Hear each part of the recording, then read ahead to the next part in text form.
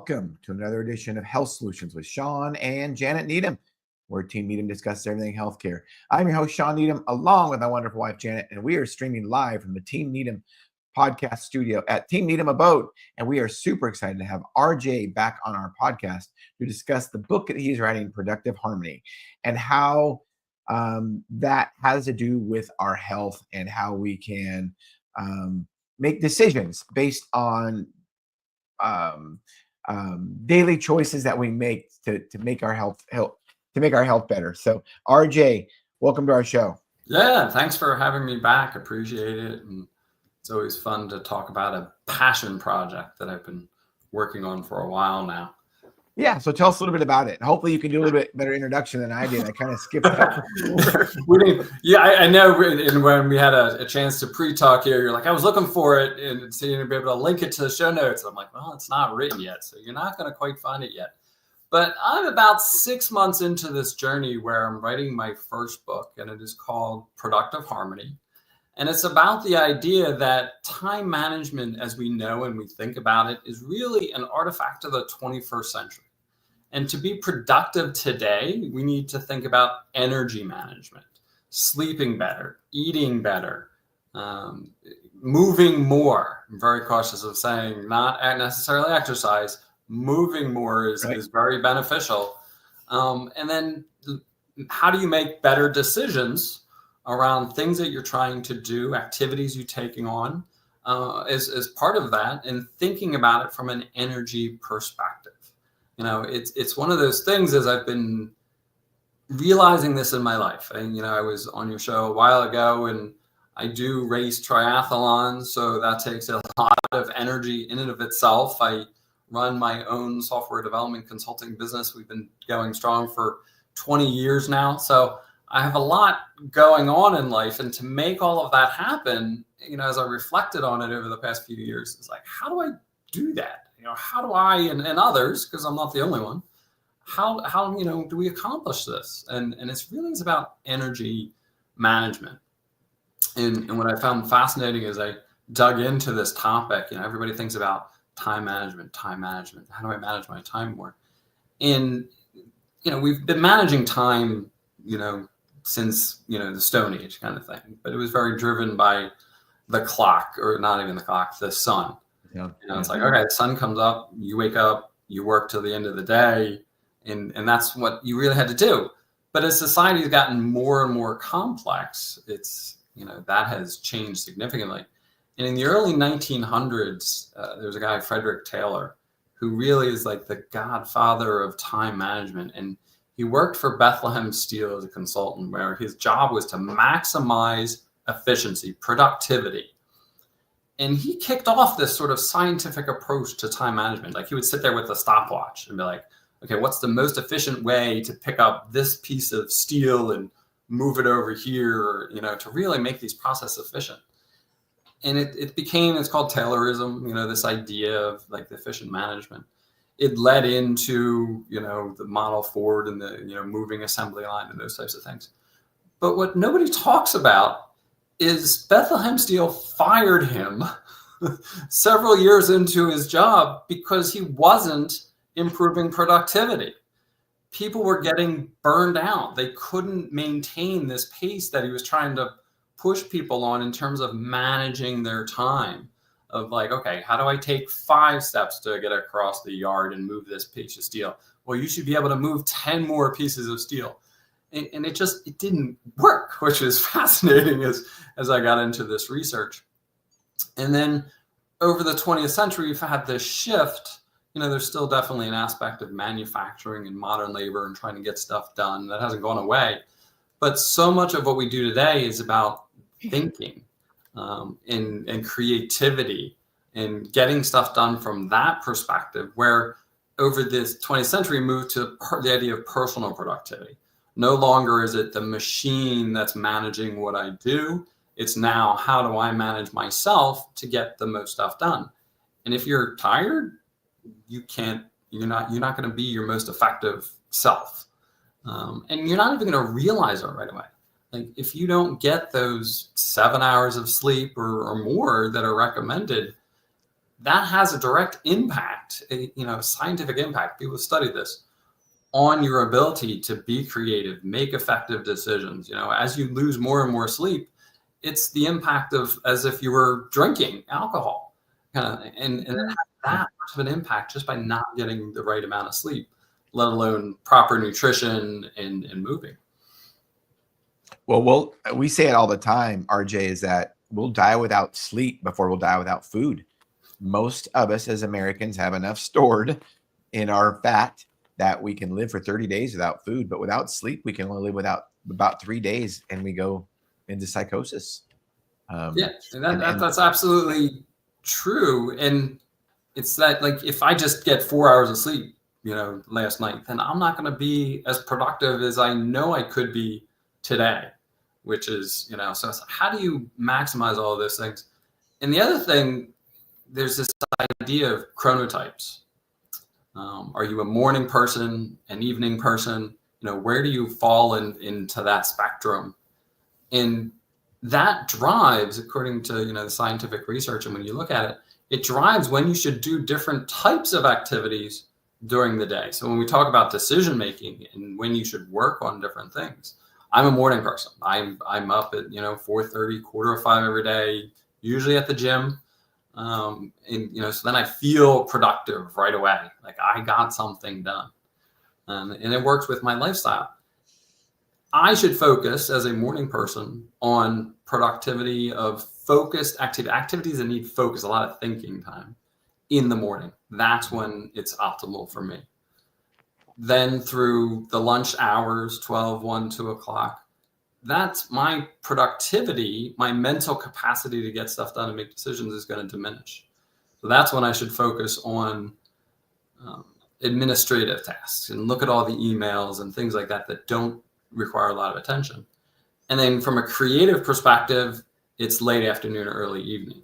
My wife isn't the biggest fan of because she wants to eat dinner, and I'm trying to get stuff done here, and I just had this inspiration, and let me get this down, and then then we can eat, kind of thing. But so then it flips. Like if you're a night owl, there's different optimal time frames for actually doing that.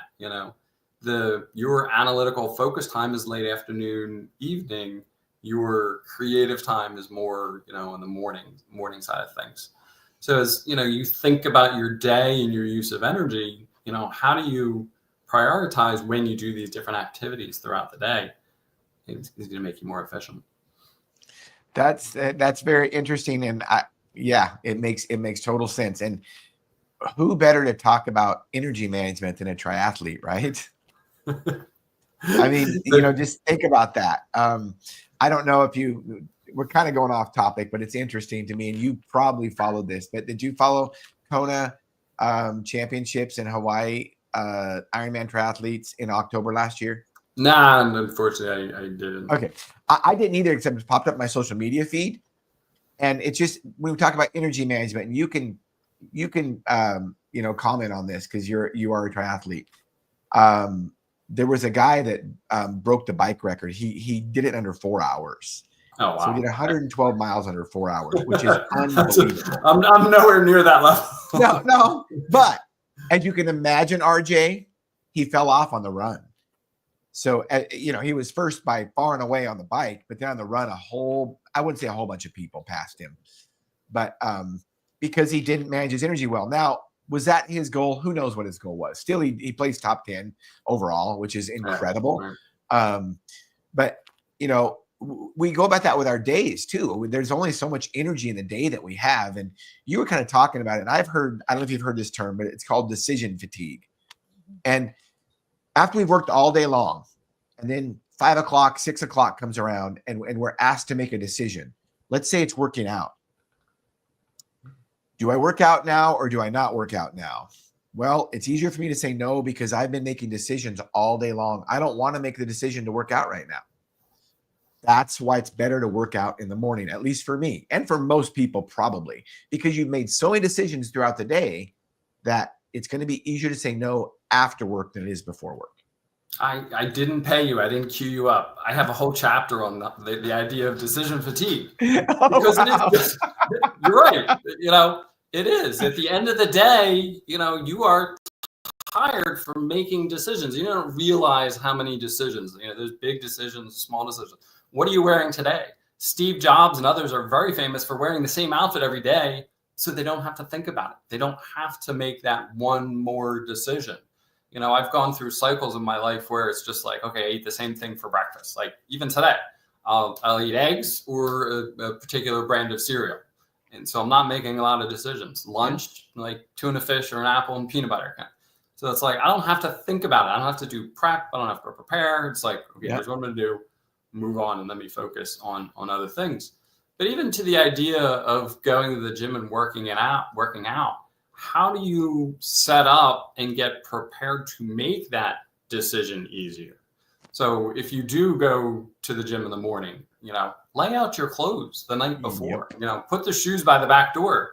So then you're halfway there. You don't have to wake up and, wake up your significant other and try and find your gym clothes and wear your sneakers. And, it's like, okay, you're prepped and ready to go. And I do that every night. It's like, okay, I get up and, I drink some electrolytes and I'm out the door and go to the gym. So. Jen, I know you have comments about that. And don't say anything about your spouse waking you up in the morning. Sometimes it's hard to fit it all in, and I get that. Well, so here's the thing that I think about a little bit, because there is times in the day where I realize that, what I'm doing, you're going down a rabbit hole and it's not very good. Like you find yourself there, right? So what should people do in those situations? Because I feel like there's certain times in my day where it's like, probably shouldn't be doing this. It is something that's hard to do, but you should walk away. And it's literally go for a walk. Do something that is not related to what you're doing for a short period of time. 10, 15 minutes is going to make a difference in that. And the key is to disengage from work or what you were doing. Don't, okay, you're working on a task. Let me call so-and-so and talk about it for 15 minutes. You didn't disengage from it. So you're not getting the benefit of that mental break. You literally going out in nature. Beautiful. It's a little cold where I am now, so it's hard to do. Yeah, that's true. I'm not, the background sort of gives away. I'm not there kind of thing. I'm in the cold Northeast. But yeah, it's go outside and just feel that cold air on your face. And that's going to, refresh you. In the summer, it's a little easier to, wander around outside, and that's going to give you that mental break, that mental reset. But even just as you're overwhelmed with many things, the power of saying no. And a lot of people struggle with that, of saying no. But by saying no, you're saying yes to your priorities. What do you need to get done? So you sort of flip that thought process in your head. You're not necessarily saying no. You're saying yes to it, to what's important to you. Well, and even if you don't say immediately, you don't say no at that minute, because there might be a decision that you really don't want to make a no decision on. Say, because I know we see this with, being leaders at our pharmacy. It's like, you don't want to make this decision right now. So it's like, you know what? I'm going to come back to this. Would, ask me in 10 or 15 more minutes about this. And then I go and walk away. And because, if you make sometimes a quick decision, whether it be a yes or a no, it might be irrational, or it is irrational and it might be the wrong one. Yeah. And think about how you can potentially even delegate that decision to somebody else. Like, if you are in the pharmacy kind of thing, is there a pharmacy tech that you can assist you with this task and do it? And like, okay, I don't need to make this decision, but I can let Jane deal with this situation, right now. Kind of thing gives you those options to be able to focus on what you need to do. And even in that case, you're then empowering somebody else and potentially giving them opportunity to grow in their career, depending on what the situation is. Absolutely. Yeah, absolutely. That's a good one. Janet, what questions do you have for RJ? Well, just to piggyback on that, I mean, this is one thing that I've used with my staff is if it involves like a client or somebody on the phone, perhaps, you have them engage in, is there something I can help you with today? what is it? And then, they know what their parameters are, whether they can or cannot. But sometimes I don't even need to be involved, right? So setting parameters around what those decisions have to be, I think, is important, because if your staff knows or people know that this is not something that I have to deal with, you need to be able to say that too, right? Because I've had pharmacists that think they have to answer every question, and it's like they just wanted to refill their prescription. Well, anybody can run it through, right? I mean, so you do have to put some parameters in, I think, in your space about what is appropriate for you to have to deal with and not, and be clear about that. Mm-hmm. Yeah, in healthcare and in our engagements and things, we do talk about working to top of license. It's like, how do you, prioritize tasks and things that have to be done and empower those people such that, does the physician need to take notes? Well, not necessarily. Today, let the AI take the notes. But you can have a scribe in the room, and that, how do you prioritize those activities to maximize that physician's energy? They can only focus so much. Energy is a key component of having empathy for others. Like, if you're tired of it, you're exhausted, you have that decision fatigue going on, you're not going to be at your best talking to that patient or the customer in the pharmacy. So yeah, it's how do you it all comes back to energy in my head so many times. Mm-hmm. And speaking of that, healthcare, and you know this, I'm sure, healthcare is a great example of that, especially with doctors. Doctors, it's no secret that doctors are burning out because they're so overworked. And a lot of the things are these menial tasks, like you're talking about, notes, charting. And that's why they have scribes now, and AI is getting involved in that. And of course, that, but if a doctor is worried about all those things when they're listening to a patient, are they really going to be empathetic? No. The answer is no. If they're worried about the next note they got to write on the next, 30 patients, no, right? Yeah. They're worried about the 5 patients that are in the waiting room because they're falling behind, and that they're not getting home until 8 o'clock tonight to then have to write notes. So, yeah, how do we maximize that?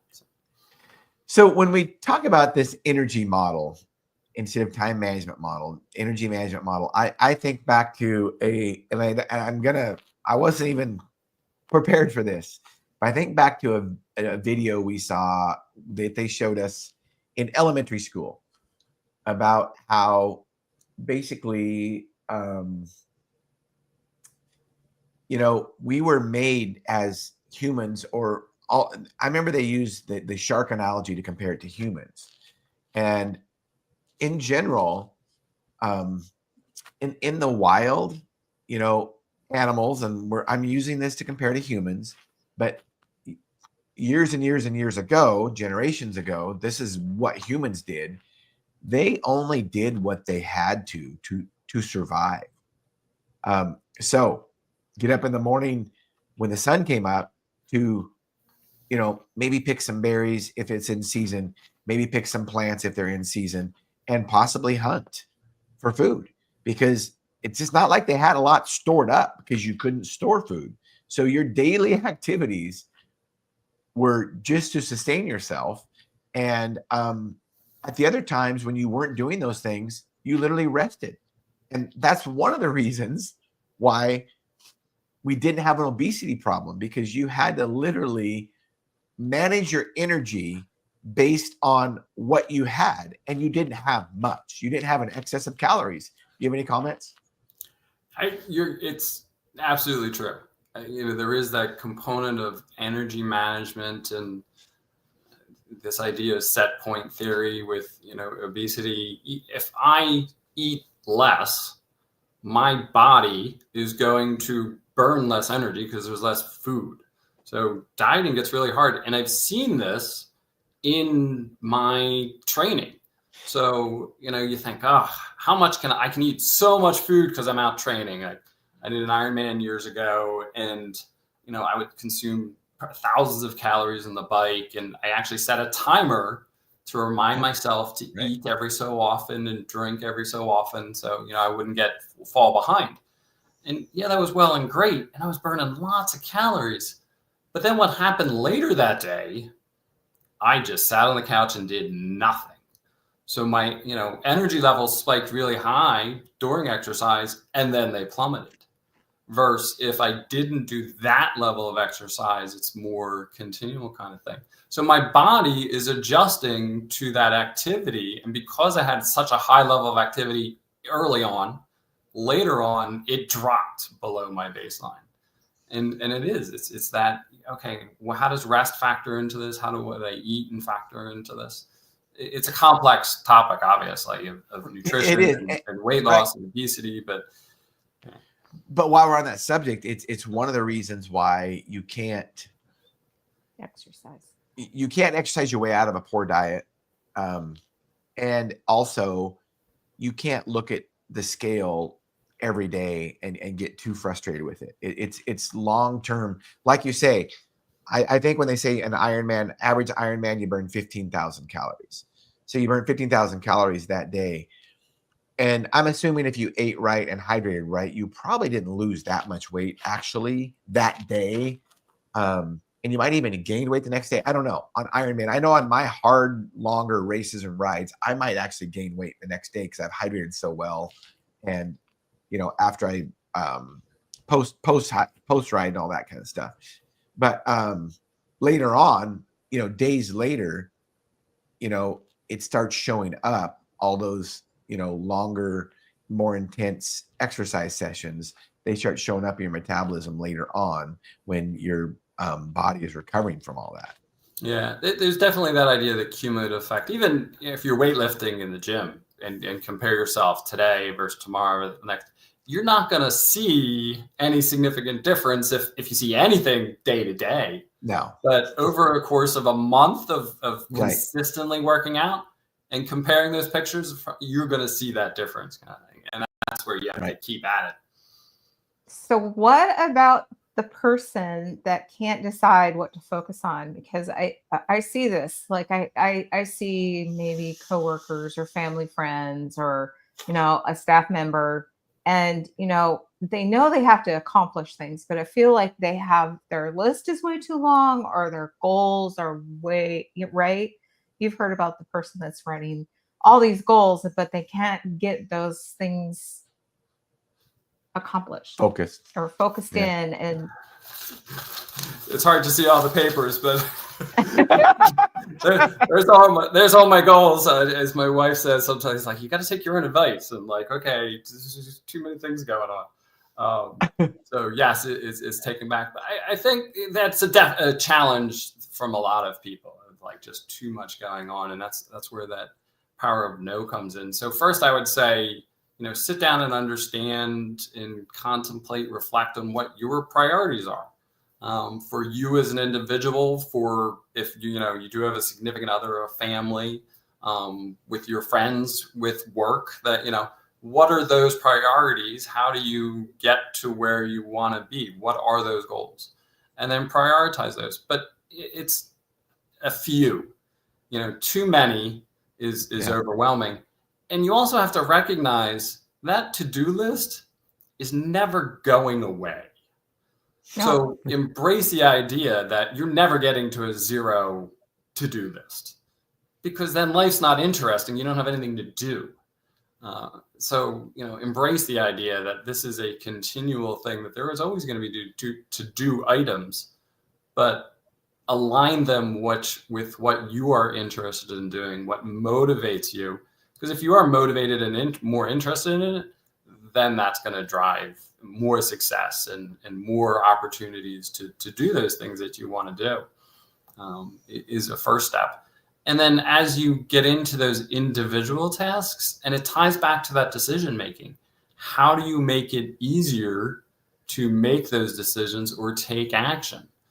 So if you're deciding between, just as an example, where are we going on vacation, in the fall, and you have 3 options. It's like, well, eliminate one of those options. Okay, now you just made that decision easier. Okay, we really don't want to go to Panama this year because who knows what's going to happen. I'll go some other places.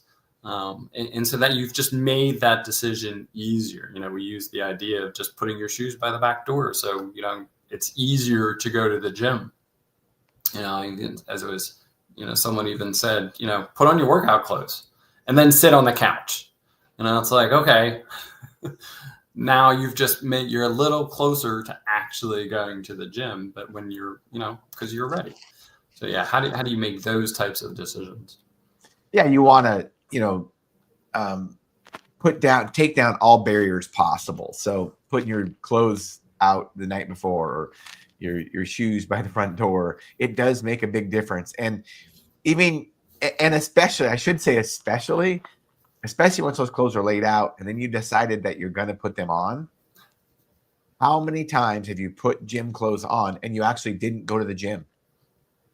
I mean, I will say it's happened once. It's happened once to me, and it was just, it's very, once you put those clothes on, it's like almost in your mind about once you start getting dressed, it's like, yeah, this isn't so bad. I don't know if you feel the same, RJ, but that's kind of how I feel sometimes. Like, wow, why was I putting this off so long?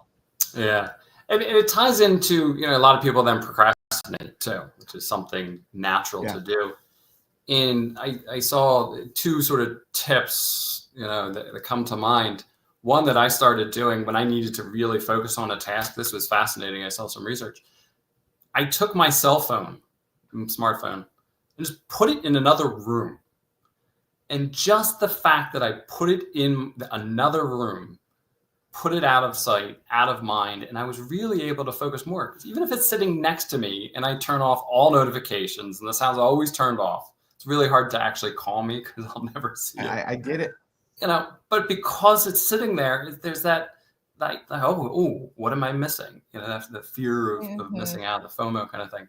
So just by putting it in another room has greatly benefited my life when I need to focus and get stuff done. And if you aren't motivated or, really feeling a specific task, sit there and do nothing. Okay, like I need to sit down and write the next chapter in the book, or you need to work on some Excel spreadsheet, for work, and you're not too into it.